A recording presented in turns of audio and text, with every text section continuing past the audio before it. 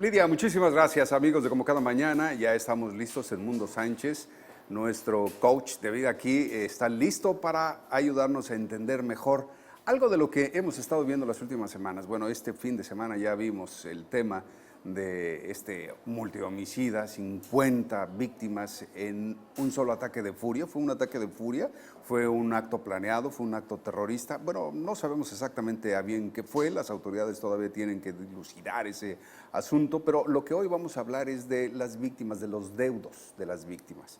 ¿Qué pasa con ellos? ¿Cómo le hacen para poder sanar rápidamente ese estado en el que quedan, que es un estado de total confusión porque es una mezcla de emociones, entre ellas las del odio y de búsqueda de venganza? La venganza logra calmar el espíritu y el alma. Es lo que vamos a platicar hoy con Edmundo Sánchez para ver si vale la pena buscarla o no. Edmundo, ¿cómo estás? Bienvenido. Muy bien, Javier, gracias. Encantado de estar aquí como cada mañana. Estos temas, ¿no? Pues de esta semana y que ahorita en este momento hay una situación en Texas, en amarillo, no sé si sepan. Una persona tiene rehenes en una tienda que no sé si puedo decir la marca, pero una tienda de descuento muy conocida. Hay una situación ahorita ahí, un empistolado entró a disparar y tiene ahí, parece que uno o dos rehenes. Sí, está ahí como pues grave la situación. No, nada que ver con el tiroteo que hubo el sábado para amanecer, ¿no? La madrugada o fue el viernes, ¿no? Para amanecer. Domingo en la mañana, sí. La mañana, bueno, sábado de la noche, para amanecer el domingo. Y que bueno, obviamente cuando un familiar, alguien cercano, la pareja o alguien muy cercano muere en esas condiciones, es un choque bastante fuerte. El impacto emocional es hasta cierto punto diferente, porque obviamente no podemos ni siquiera compararlo cuando tienes un familiar que está en una enfermedad terminal y que estás esperando durante meses que el proceso evolucione y finalmente pues se apague, ¿no? la vela, se apague la vida y es en un momento dado hasta dentro del proceso sano del amor sentir un alivio, ¿no? O sea, claro. Finalmente tú no deseas que tu persona querida esté sufriendo, entonces hay un alivio sano de decir qué bueno que ya descansó, qué bueno que ya no está aquí. Otras situaciones donde se involucra violencia, pues es si tienes un hijo en el ejército, ¿no? Y sabes que está en una situación de guerra, está en una situación de combate, o inclusive hasta si tienes un familiar, un hijo policía, que sabes que en un momento dado puede haber intercambio de balas en una situación que es mínimo. O sea, las estadísticas son como impresionantes. No sé si es como menos del 5% de todos los policías en los Estados Unidos en algún momento desenfundan su arma, ¿no? O sea, es algo muy, muy peculiar.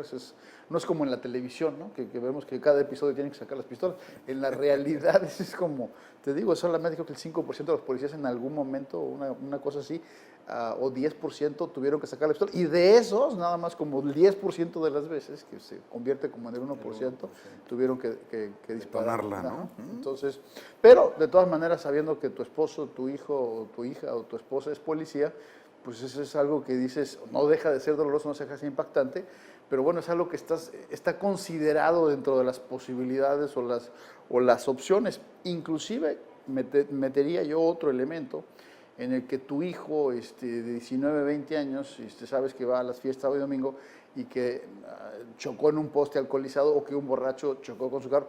Puede parecer increíble, pero hasta eso es menos impactante, ¿no? O sea, a ese grado son estas situaciones en las que eso es menos impactante que de pronto saber que tu familiar o tu ser querido estuvo en esa situación donde hubo balacera y esos muertos y todo esto, que es un choque impresionante, porque aquí en Los Ángeles hicieron una especie de escultura, pues no sé qué llamarle, muy contemporánea, en donde apilaron 50 bultos, ¿no? Es una escultura pues, urbana, para que la gente tenga una idea de lo que se podría hacer 50 cuerpos sin vida amontonados en un solo lugar. Es muy fuerte la escena, pero también es para generar conciencia, ¿no? Pero ya es un tema muy particular los Estados Unidos que traen ahorita en la discusión del control de armas, ¿no? De que sí, porque es un tipo de arma muy potente, que en México está prohibidísimo, o sea, al contrario de lo que mucha gente piensa, en México sí se pueden tener armas, en México se pueden transportar armas con una serie de requisitos y licencias, pero un arma como la que utilizó esta persona allá en Orlando, pues es absolutamente imposible, ¿no? Está reservada para el ejército de nuestro país, ¿no?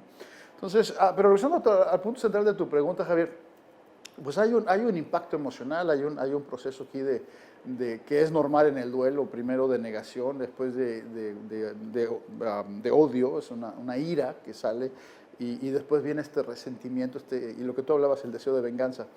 Aquí hay mucha cancha, debo decir, para reclamarle a los investigadores del FBI, ¿no?, de todo lo que esto pasó. Y ahí me parecería que hay un reclamo sano, hay un reclamo legítimo, y que yo espero que se procese, ¿no?, en los Estados Unidos de manera adecuada, y que los familiares puedan de alguna manera ejercer una presión, porque me parece que había como pues muchos elementos, como muchas situaciones de que esta persona ya había sido investigada, estaba en el radar, lo habían interrogado.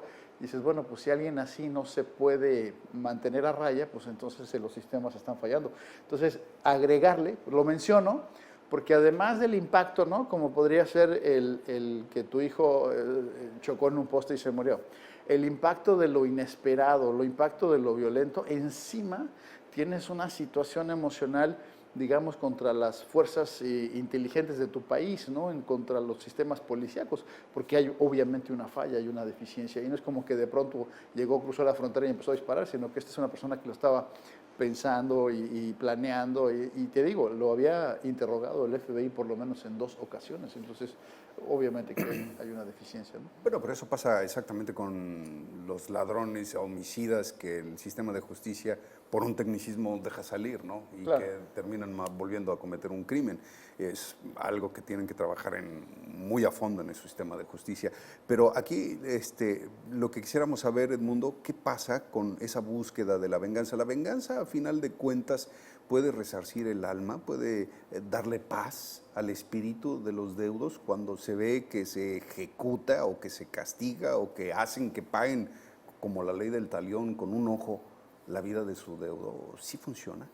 Fíjate que ese es un tema muy, muy controvertido, Javier. Es una discusión que no hemos podido resolver a lo largo de siglos. Esto no es nuevo, no lo hemos podido definir. Creo que varía mucho de un individuo a otro, varía mucho, y esta es una noción o algo que normalmente a mí no me gusta mencionar, porque me parece, no sé, me parece complicado, me parece que no hay además elementos para hacer una aserción, pero creo que depende del nivel de evolución espiritual, depende del nivel en el que la persona vibra. Entonces, aquellas personas que vibran en un nivel bajo, donde se mueven en base a, a esta ley del talión, ojo por ojo, diente por diente, porque lo creen como una filosofía de vida, creo que sí les puede provocar un sentido de satisfacción, lo cual en sí mismo ya es como preocupante, no sé si me explico, es decir, que tengamos seres humanos que estén en esa vibración donde realmente la muerte de otro, que fue el que agredió a tu hijo o a tu familiar, te produzca satisfacción. Es decir, sí creo que le pueda producir una satisfacción, no sé si le produzca esa tranquilidad o esa paz, no lo sé, pero sí le puede producir una satisfacción, ¿no? Pero eso a su vez pues plantea esta pregunta, ¿no? Estamos en un planeta donde los seres humanos seguimos sintiendo satisfacción por perjudicar a otro, no importa que lo tenga merecido, eso que esté muy claro, porque a lo mejor es un criminal o lo que sea. Entonces es una pregunta muy, muy, muy complicada, Javier, no la hemos podido resolver de una manera, digamos, definitiva, porque al final entran todo este tipo de valores y nociones que son muy personales, que son muy individuales y que son muy complejas, ¿no? Es decir, el valores como el respeto a la vida, valores como el sentido del perdón y la trascendencia, la unidad, en un sentido ya como más místico. Es un tema verdaderamente complicado, pero contestando aquí en la dimensión humana, y diría, creo que lamentablemente sí hay algunas personas que tendrían una satisfacción personal al ver castigado o ejecutado aquel que causó el daño, ¿no? Fíjate Es una realidad. me tocó ver en una ocasión una serie de entrevistas de parientes, de familiares que asistían a la ejecución de los homicidios de sus familiares y hablaban de que efectivamente sentían un descanso y a partir de entonces empezaban a trabajar en la recuperación. Hasta a partir de entonces trabajaban el duelo, mientras tanto no podían empezarlo. Ahora, te voy a decir una cosa. Aquel que asiste a la ejecución ya está es como aquel que cuando estaba yo en la universidad decía, bueno, Si yo entrevisto puros afroamericanos que toquen un instrumento, puedo demostrar que los afroamericanos tienen aptitud musical, ¿no?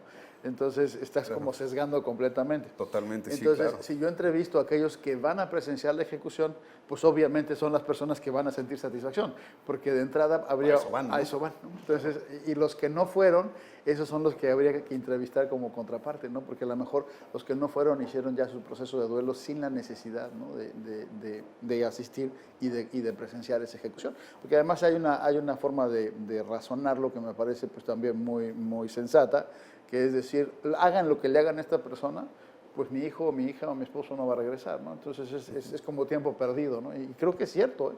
O sea, todo el tiempo que uno invierte en odiar al otro es tiempo perdido. Me acuerdo hace muchos años estaba yo en un curso y llegó una señora y tenía un dolor muy clavado y un resentimiento muy fuerte contra un conductor que en estado de ebriedad había chocado y matado a su hijo. Entonces ella decía, es que yo jamás lo voy a poder perdonar y lo odio. Y eso, y estaba trabada ahí, ni siquiera lo conocía. Pero ella todo su día estaba invertido en odiar a esa persona que había ocasionado el accidente donde su hijo había muerto. Y yo le decía, ¿y si la muerte de tu hijo hubiera sido incidental? ¿Sería igual? Y se me quedó viendo, me dijo, no te entiendo. Le dije, déjame darte un ejemplo bastante idiota. Imagínate que tu hijo va caminando por la calle y de pronto se cae un poste de luz, le pega en la cabeza y lo mata. ¿Estarías resentido con el poste? Y se me quedó mirando y me dijo, pues no, sería estúpido. Le dije, exactamente igual. O sea, estás invertido emocionalmente en algo en lo que tú no tienes control, que no tiene que ver directamente contigo, pero como tiene una figura humana, una forma humana, entonces le atribuyes ese objeto de tu odio y tu desprecio, pero es tiempo perdido. Entonces, cuando te das cuenta que toda esa inversión de odio, de deseo de venganza, es tiempo perdido, que no genera nada en el sentido positivo, pues generalmente se puede sanar dándole un carpetazo. Pero insisto, regreso a la pregunta original y a mi respuesta original. Sí existe un número de personas en que van a sentir una satisfacción, no sé si paz, no sé si tranquilidad, pero sí una satisfacción al ver el castigo a quien les ocasionaron una pérdida. Y evidentemente son las que asisten a la ejecución cuando se les da la oportunidad. Por supuesto. Bueno, aquí es interesante ver esto, porque efectivamente tendríamos que en el universo de los afectados también preguntarles a los que deciden no asistir y a los que le dan cierre a su proceso sin necesidad de ir a ver la ejecución del criminal, ¿no? Sin embargo, ellos no necesitan de la venganza, se recuperan de otra forma, lo procesan diferente. Así es. Pero aquellos que sí asisten Exacto. y encuentran esa paz Exacto. y a partir de ahí comienza su proceso de duelo, entonces quiere decir que podríamos sacar a conclusión que la venganza sí retribuye. No, porque él puedes asistir a la ejecución, sentir la satisfacción y no procesar el duelo. O sea, son procesos distintos, ¿no? O sea, no es prerequisito para. Porque va a haber gente que procesa el duelo sin haber asistido a la ejecución o sin el deseo de venganza. Hay gente que tiene el deseo de venganza y viene la ejecución y aunque estén ahí presenciándola, eso no garantiza que inician su proceso de duelo. Hay algunas personas ahí que tal vez a partir de esa satisfacción empiecen ese proceso de duelo y de desprendimiento y de perdón, pero no es garantía, ¿no? O sea, no todas las personas que están en la búsqueda de la venganza, yo más diría que es al revés. Creo que la mayoría de las personas que están en búsqueda de la venganza y que llegan a sentir satisfacción por la ejecución de quien les hizo un daño, son las menos las que logran hacer un duelo más sano y finalmente liberarse de la carga emocional, fíjate. Qué difícil, o sea que es un gran misterio. Uno nunca sabe exactamente entonces qué va a pasar si puede ejercer venganza, ¿no? ¿Qué pasa contigo? Porque Así es. Edmundo, pues como siempre, un placer tenerte aquí en el programa para ayudarnos a entender este tipo de cosas tan complejas. Y aunque a veces dices que necesitamos un buen psicólogo, ¿no? Pero, sí, porque... pero ya buscaremos cómo invitar a uno bueno. Edmundo, claro que es una broma. Un placer gusto, tenerte aquí en el estudio. no, ¿Nos das números de contacto, por favor? Claro que sí, con mucho gusto. Usted puede encontrar en el 619-618-2864, 618-2864. Les recuerdo que el lunes 20, ya este próximo lunes a las 7 de la tarde, tenemos nuestra charla en San Diego sobre cómo establecer límites de manera sana. Lunes 20 de junio, 7 de la tarde. Ese día entra el verano, ese día es el solsticio de verano aquí en nuestra región. Vamos a tener ahí una pequeña meditación también celebrando el solsticio de verano. 20 de junio, 7 de la tarde, con nuestra charla Cómo poner límites de manera sana. Para más detalle, comuníquese al 619-618-2864 o si desea hacer una consulta conmigo, también en ese mismo teléfono. Yo soy Edmundo Sánchez y le invito, como siempre, a que se atreva a mejorar su vida. Edmundo, muchísimas gracias. Te esperamos.